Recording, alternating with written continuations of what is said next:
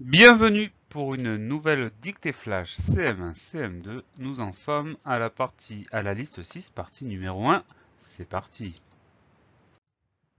Voici les mots de la liste 6 qui s'affichent. Nous avons foi, faire, travers, s'appeler, mettre, envers, chaussette, tête, couronne, pied, intérieur, dents. Nous commençons par les étudier un par un et avec la première moitié des mots, évidemment. Voilà les mots de la première moitié de la liste qui s'affichent. Et nous commençons avec le mot foi. Alors le mot foi, il a plein d'homonymes. On peut l'écrire F-O-I, F-O-I-E, mais celui sur lequel on travaille aujourd'hui s'écrit F-O-I-S. Donc on a une jolie lettre muette à la fin, le S qu'on n'entend pas. Et je ne connais pas de technique particulière pour le retenir. Donc ça va s'écrire fois F-O-I pour le son OA, c'est logique. F-O-I avec cette lettre muette, S à la fin. Le mot foi, c'est un nom féminin, on va dire une fois ou la fois. Et comme il a un S au singulier, pour le pluriel, on va rien rajouter du tout. Donc la même forme au singulier et au pluriel parce que tout simplement il y a un S qui est déjà présent au singulier. On continue. Le deuxième mot, c'est le mot faire. Alors de la même manière, il a un homophone, c'est faire F-E-R. Celui-là s'écrit faire F-A-I-R-E. Donc on va faire attention au son E qui s'écrit A-I. Donc F-A-I pour la première syllabe. Et dans la deuxième syllabe, R-E. Le E, on l'entend pas, mais il y est. F-A-I-R-E. Ce mot faire là, c'est un verbe, c'est le verbe faire. C'est un verbe qui fait partie du troisième groupe. Et comme tous les verbes, il se conjugue. Ça veut dire que, par exemple, au présent, ça donne nous faisons. Et au passé composé, elle a fait. Donc faire, F-A-I-R-E, un verbe du troisième groupe. On continue. Le mot suivant, c'est le mot travers. Alors, travers, la première syllabe s'écrit exactement comme elle se prononce. Tra, T-R-A. Et pour la deuxième syllabe, ça se prononce à peu près, ça s'écrit à peu près comme ça se prononce, sauf que plusieurs particularités. Donc vers, V-E-R-S. Pour avoir le son E, on a V-E-R. Et à la fin, on trouve une lettre muette, le S. Cette lettre muette, on la retrouve dans le verbe traverser. Donc on arrive à s'en souvenir grâce à ce verbe traverser. Donc travers, T-R-A-V-E-R-S.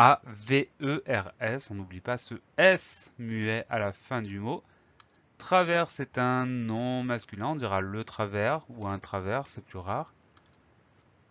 Et pour le mettre au pluriel, comme il a déjà le S au singulier, on n'ajoute rien du tout. Donc travers, T-R-A-V-E-R-S, c'est des travers sans rien ajouter du tout. Voilà pour ce mot-là. Le mot suivant, c'est le mot s'appeler. Alors attention, s'appeler, ça commence par S apostrophe, donc on fait attention, c'est pas collé. S apostrophe. Ensuite, alors c'est très embêtant, on a A suivi de 2 P. On n'oublie pas les 2 P, il n'y a aucun moyen de s'en souvenir, sauf que c'est souvent le cas dans ces verbes en app. Donc A, 2 P, E, L, E, R. Comme le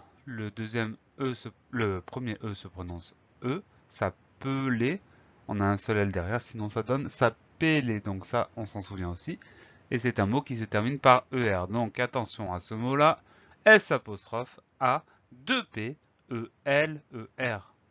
Comme vous l'aurez compris, s'appeler, c'est un verbe. C'est un verbe pronominal. Pronominal, ça veut dire qu'on a un petit pronom devant. Le pronom en question, c'est le S apostrophe. Donc, c'est le verbe appeler qui est précédé d'un S apostrophe. Ça devient un verbe pronominal, le verbe s'appeler. C'est un verbe qui appartient au premier groupe puisqu'il se termine en ER. Et c'est un verbe, donc, il se conjugue. Comme c'est un verbe pronominal, quand on le conjugue, on va retrouver le petit pronom qu'on va faire varier. Au présent, ça donne donc par exemple tu t'appelles, le S apostrophe il se transforme en T apostrophe à la deuxième personne du singulier, donc tu t'appelles. Et au passé composé, ça va donner vous vous appelez, donc on retrouve ce pronom vous qui vient du fait que c'est un verbe pronominal. S'appeler S apostrophe A 2 P E L E R, verbe pronominal. On continue. Le mot suivant, c'est le mot maître. Pour celui-là aussi, on a un joli homophone, c'est le maître d'école, mais c'est pas son cas à lui.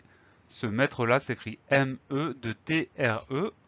Alors, on n'oublie pas les deux T, sinon ça se prononce meutre. Donc, les deux T sont obligatoires pour qu'on ait le son E sur maître.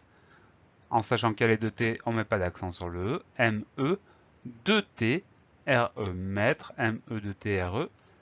Le mot maître, évidemment, c'est un verbe, c'est le verbe maître. Et comme il se termine entre eux, c'est un verbe qui appartient au troisième groupe. Comme tous les verbes, il va se conjuguer. Au présent, ça donne il met.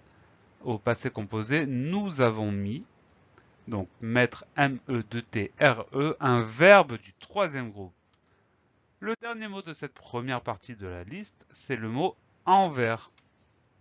Alors, envers, c'est comme travers. On va avoir simplement un S muet à la fin, sauf qu'il n'y a pas de verbe qui vient de envers. Comme c'est la même racine que travers, on se rappelle de ce S muet. Le son en au début du mot va s'écrire EN. Donc envers, EN, V-E-R-S. On n'oublie pas le son en EN.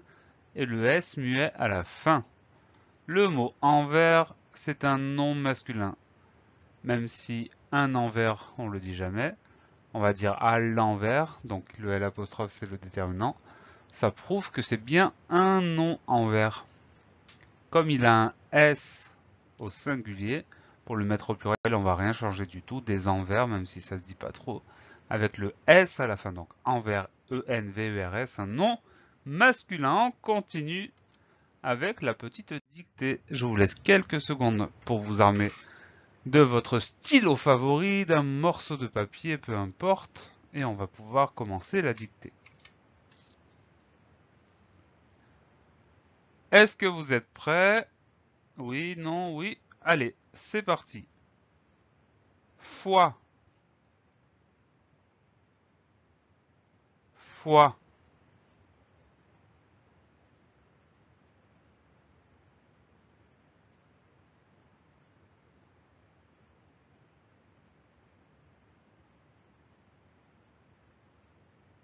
Faire. Faire.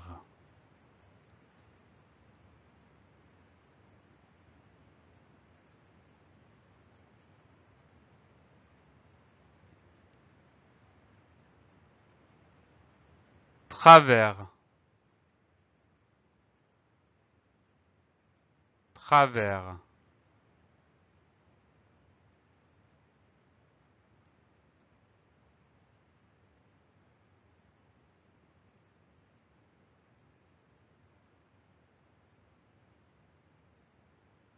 S'appeler. S'appeler.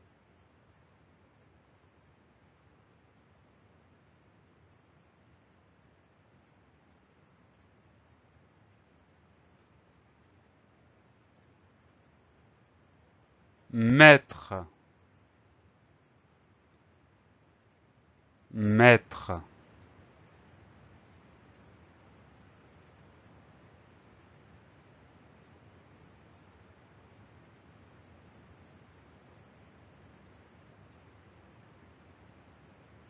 Envers. Envers.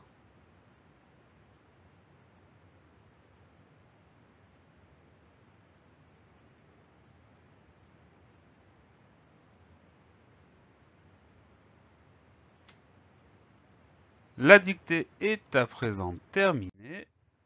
Vous allez pouvoir vérifier ce que vous avez écrit grâce aux mots qui s'affichent. Je vous donne rendez-vous très bientôt pour la deuxième partie de cette liste 6. Et d'ici là, travaillez bien!